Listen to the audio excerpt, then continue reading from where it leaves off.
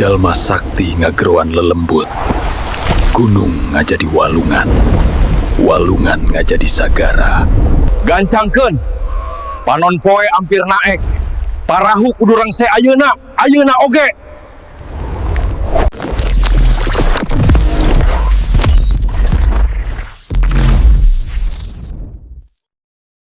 Dahulu kala, di tanah Parahyangan yang diselimuti kabut dan pegunungan, hiduplah seorang perempuan cantik bernama Dayang Sumbi.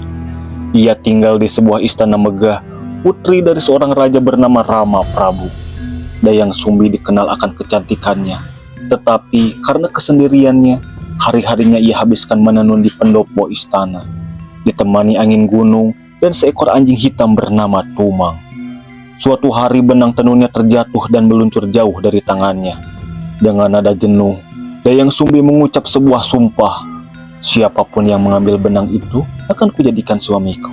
Saha wae nu pangmawakeun benang abdi, abdi daek narima jadi salaki. Sumpah yang terdengar sederhana, namun ternyata didengar oleh langit. Tak lama benang itu dikembalikan oleh Tumang, dan sesuai sumpahnya Dayang Sumbi pun harus menikah dengannya. Namun pernikahan itu diselimuti rahasia. Tak ada yang tahu bahwa Tumang bukan sembarang anjing, melainkan jelmaan dewa yang dikutuk. Dari persatuan itu, lahirlah seorang anak laki-laki. Ia diberi nama Sang Kuryang. Demi menjaga nama baik dan rahasia istana, Dayang Sumbi memilih meninggalkan kerajaan. Ia hidup mengasingkan diri bersama Tumang dan anaknya di tengah hutan di pegunungan. Di sanalah cerita takdir dimulai.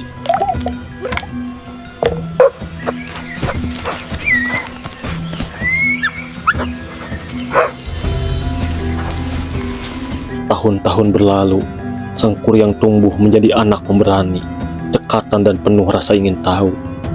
Pada suatu hari, Dayang Sumbi meminta Sang Kuryang untuk pergi berburu ke hutan. Ia berkata ingin memakan hati rusa untuk santapan malam. Dengan semangat, Sang Kuryang berangkat bersama Tumang, anjing kesayangannya, yang sebenarnya adalah ayah kandung sendiri dalam wujud jelmaan. Namun, hingga hari menjelang sore, Sang Kuryang tidak berhasil menangkap satupun rusa. Ia pun marah dan kesal karena Tumang gagal berburu rusa. Dalam rasa malu dan putus asa, ia nekat membunuh Tumang dan mengambil hatinya.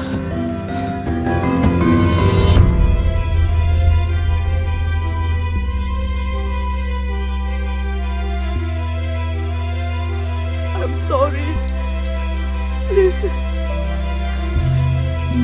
Please forgive me.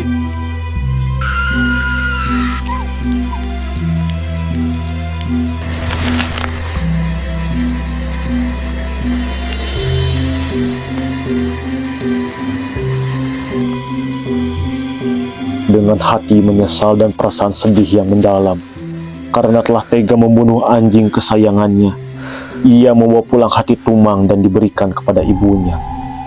Setelah hati itu diberikan kepada ibunya, yaitu Dayang Sumbi, kemudian Dayang Sumbi langsung memasaknya dan mereka langsung memakannya tanpa ada rasa curiga.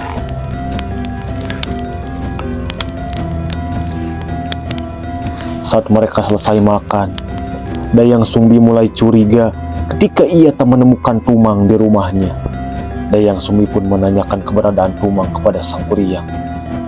Dengan polos Sang Kuryang menjawab bahwa dia telah membunuhnya dan aku ambil hatinya untuk aku berikan kepada ibu. Kemarahannya meledak karena ia tahu bahwa hati rusa yang dimakan itu adalah hati Tumang. Dengan air mata dan kemarahan, Dayang Sumbi memukul Sang Kuryang dengan sendok kayu. Dasar anak kurang ajar.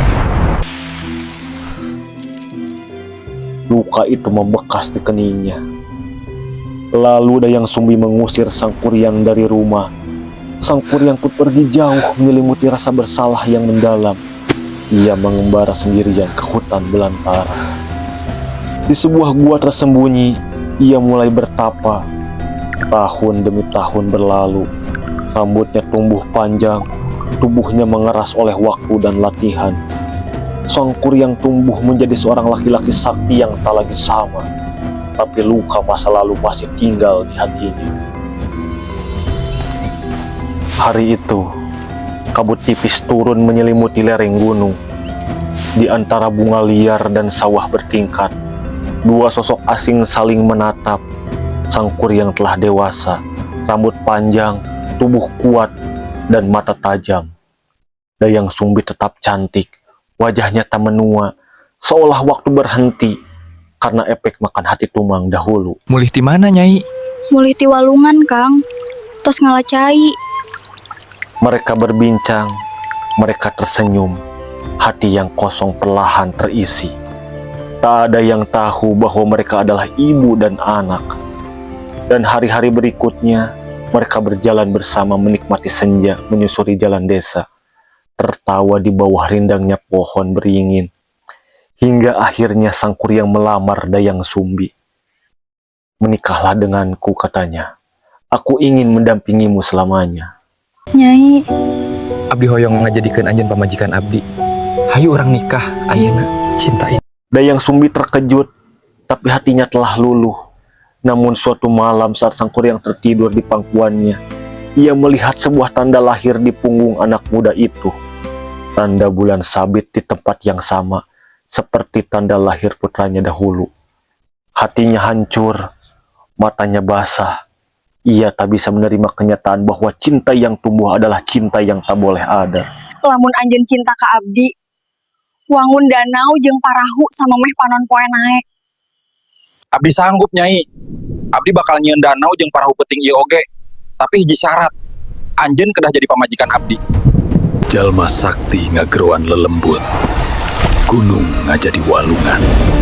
Walungan ngajadi sagara. Gancangkeun, panon poe ampir naek. Parahu kudu rengse ayeuna, ayeuna oge. Gancangkeun.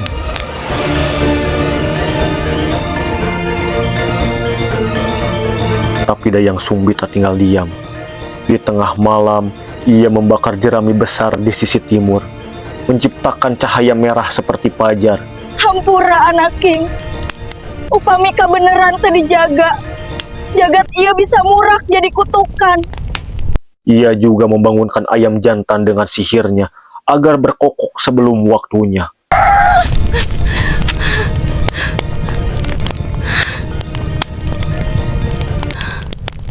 Mendengar suara ayam dan melihat cahaya, para jin percaya bahwa fajar telah tiba. Mereka menghilang meninggalkan perahu yang belum selesai. Sang kuryang pun terdiam, lalu mengaum marah. Panon poe geus kaluar, aing ditipu. Ia menendang perahu itu sekuat tenaga. Perahu besar itu terlempar, terbalik dan menghantam tanah.